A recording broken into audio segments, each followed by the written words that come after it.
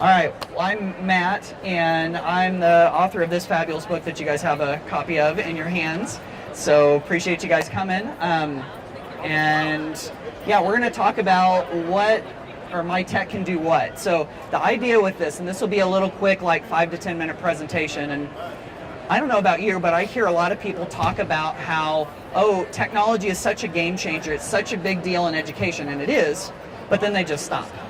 It's like, okay, but what can it really do? What can it really do in my class? So I want to show you 3 things real quick that I think that it can do that is a big deal. Now before I do, since we're in the ViewSonic booth, let me tell you real quick about what I'm presenting on. This is a 70-inch view board. It's like an interactive display. And it's really cool because you can hook it up to your computer. It comes with a computer in it if you want to get one like that. And basically, it takes up to 10 different touches. So you could have one person drawing over here and one person drawing over here up to 10. You can just put all 10 of your fingers on there and draw with all 10 different fingers. So it's pretty cool. So anyway, that's what I get to present on. All right, let's dig right into it. So the first one, my technology can make global connections. That's one thing that I think is huge. I kind of feel like the ability to reach out to people easily through Skype and Google Hangouts and stuff like that, it's such an untapped resource, I think, in education. We're getting more and more people that are starting to use it, but I think that's one thing where it's easier than people realize and it's more within reach. So one way, obviously, is by just using Skype. Skype is great, Google Hangouts are great. What I really love about Skype is they have this website, the Skype in the Classroom website. So if you go to skypeintheclassroom.com, what's great about it is that it's not just a site that says, oh, here's how you could do this, theoretically. It's a database. So if you want to find teachers who want to connect their classes by Skype, it's got thousands of teachers. If you want to do virtual field trips, it's got virtual field trips. It's got virtual guest speakers from people in all different industries. So if you've never checked out skypeintheclassroom.com, that may be your big takeaway from all of this. That may be the thing, And setting up stuff like virtual field trips really is pretty easy. You go find one, you sign up for it, and then you start the Skype call, and the beauty of the virtual field trip is that the person on the other end just takes it from there. And so they just go and they show your kids things and they take them places and they answer questions, and you just kind of get to sit back and watch the magic happen. So anyway, that's one thing that I think our tech can do that is huge. This was a cool example. I was in a school in Ohio. I got to work with 2nd graders, which is super fun for me as it is. And they were studying life on the farm, and I thought, well, what better way to learn about, I've been a city kid a lot of my life. I don't really know enough about life on the farm. And so this is a hog farmer from not too far away from their school, and he just got his phone with the Skype app on it. And so he got to tell the kids about his hog farm operation, picked up a baby pig, the little pig squealed, the kids squealed. It was an awesome moment. And that was just because he did that with his phone. So anyway, that's one that I think is huge. Number 2, technology can shorten the feedback loop.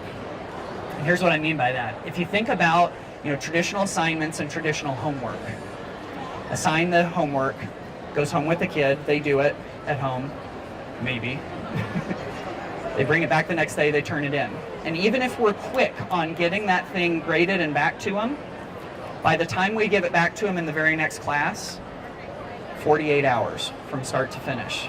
And that is a long time. And even for me as an adult, if I try to think back to where I was and what I was thinking about 2 days ago, I have a hard time doing that too. So if it's easier to just pitch it in the trash versus go back and really think about that feedback, kids generally aren't going to do it. And so that's one thing that I love about some of these tools that are out there where we can give them that instant feedback.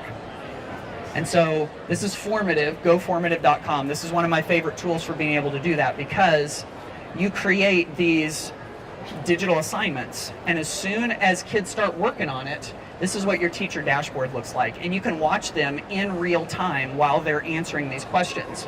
And then you can add a comment and you can put a grade on it instantly, and so it really is instant feedback. And then you got stuff like quizzes, and what I really like about that is you can introduce material with something like quizzes or Kahoot. Do you ever think about that? throw kids into the deep end. You know, throw them into the deep end without a life jacket on. And like if I've been a Spanish teacher my whole career. So if I've got new vocabulary, I can just like throw it at them.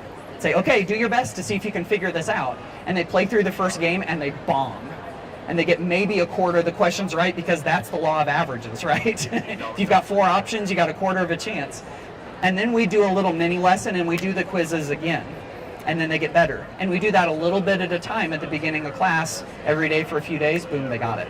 That's so much more fun than sending a worksheet home. So anyway, that's a big one too. The third one, last one, it can take students there.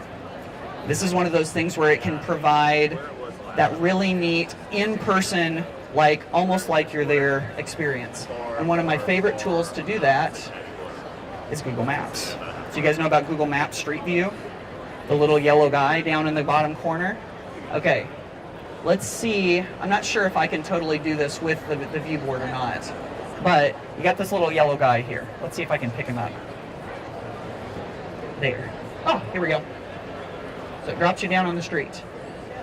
So if you take the little yellow guy, if you've got an iPad, there's an app called Street View, and you can just download that and it does the same thing.